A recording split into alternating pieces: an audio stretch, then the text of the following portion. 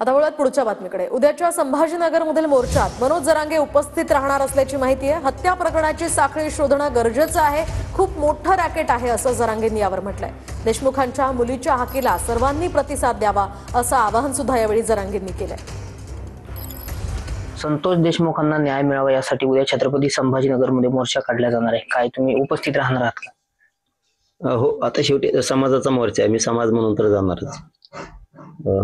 बांधवांनाही विनंती आहे की सगळ्यांनी त्या मोर्चाला उपस्थित राहा। शेवटी एका लेकीनं हाक दिलेली की माझ्या बापाला न्याय देण्यासाठी या लेकीला बळ द्या, पाठिंबा द्या, याच्या पाठीशी उभा राहा। तर आपण सगळ्यांनी त्या संतोष भाईच्या लेकीच्या हाकेला ओ देऊन आपण सगळ्यांनी उपस्थित राहिलं पाहिजे आणि राहावं पण उद्या सगळ्यांनी। आपण पाहतोय की राज्यामध्ये संतोष देशमुखांचं प्रकरण खूपच गाजलेलं आहे।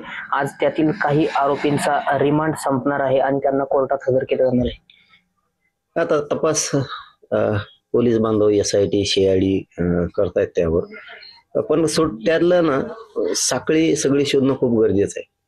हे खूप मोठं रॅकेट आहे, हे लहान रॅकेट नाहीये, हे खूप मोठं रॅकेट आहे।